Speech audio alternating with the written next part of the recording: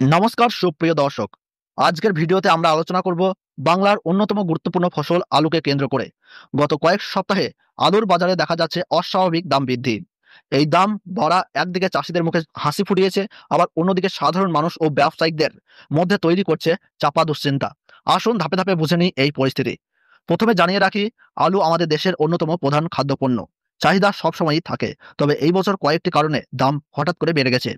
আলু সাধারণত শীতকালের ফসল, যদিও অন্য সময়েও আলু উৎপাদন হয়। তবে এবছর অকাল বৃষ্টি ও খরার মতো সমস্যায় একাধিক এলাকায় ফসলের ব্যাপক ক্ষতি হয়েছে। এর পাশাপাশি পরিবহন খরচ আগের তুলনায় অনেক বেড়ে গেছে। এর প্রভাব সরাসরি না পড়লেও শেষ পর্যন্ত আলুর দামে এসে পড়ছে। তাছাড়া অনেক জায়গায় বন্যার কারণে কোল্ড স্টোরেজ রাখা প্রচুর আলু নষ্ট হয়ে গেছে। এটাও আলুর দাম বাড়ার একটি প্রধান কারণ। আরেকটি গুরুত্বপূর্ণ দিক হলো পাইকারি মজুতদারদের ভূমিকা। তারা অনেক সময় ইচ্ছাকৃতভাবে আলু আটকে রাখেন। এতে বাজারে কৃত্রিম সংকট তৈরি হয় এবং দাম এক লাফে বেড়ে যায়। এর ফলেই আমরা দেখছি অনেক জায়গায় আলুর দাম হঠাৎ করে বৃদ্ধি পেয়েছে।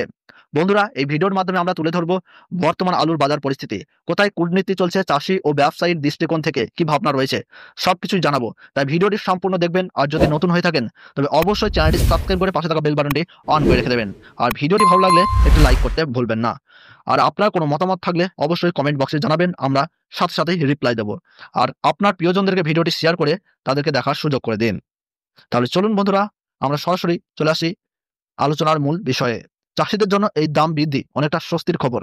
কয়েক মাস ধরে তারা যে খরচ ও শ্রম দিয়ে আলু ফলিয়েছেন, তার তুলনায় এতদিন ভালো দাম পাননি। এখন দাম বাড়ায় অনেকেই ঋণ শোধ করতে পারছেন, সংসারের খরচ মেটাতে কিছুটা স্বস্তি পাচ্ছেন। অনেক চাষি বলছেন, এমন দাম যদি আরো কিছুদিন থাকে তবে আগামী বছর তারা আরো বেশি জমিতে আলু চাষ করতে উৎসাহিত হবেন। তবে চাষীদের আরেকটি দুশ্চিন্তাও আছে, দাম বাড়লেও সবসময় তারা পুরো লাভ পান না। এর মাঝখানে থাকে পাইকারি ও খুচরো ব্যবসায়ীর একাধিক ধাপ। তাই তাদের দাবি, সরকার যেন সরাসরি কৃষকের কাছ থেকে আলু কিনে নেয়, ন্যায্য মূল্য নিশ্চিত করে। এবার আসি ব্যবসায়িকদের কথায়। খুচরো ব্যবসায়ীরা বলছেন, আলুর দাম বাড়ার কারণে তাদের উপর চাপ বাড়ছে। এদিকে চাষিরা বেশি দামে বিক্রি করছেন, অন্যদিকে সাধারণ মানুষ অভিযোগ করছেন বাজারে সবজির দাম হাতের নাগালের বাইরে চলে গেছে। অনেক ব্যবসায়ীর মতে, হঠাৎ দাম বাড়ার মূল কারণ পাইকারি বাজারে কৃত্রিম সংকট।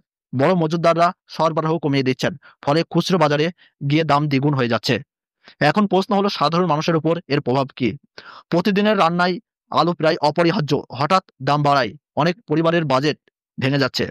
শুধু মধ্যবিত্ত নয়, নিম্ন আয়ের মানুষের জন্য এই বোঝা আরো বড়। ফলে অনেকেই বাধ্য হয়ে আলুর ব্যবহার কমাচ্ছেন বা বিকল্প সবজির দিকে ঝুঁকছেন। এখন সমাধানের জন্য কি করা যেতে পারে? সরকার যদি সরাসরি কৃষকের কাছ থেকে আলু কিনে বাজারে ছাড়ে, তবে দাম কিছুটা নিয়ন্ত্রণে আসবে। পর্যাপ্ত কোল্ড স্টোরেজ ব্যবস্থা গড়ে তুলতে হবে, যাতে কৃষকরা আলু সংরক্ষণ করতে পারেন।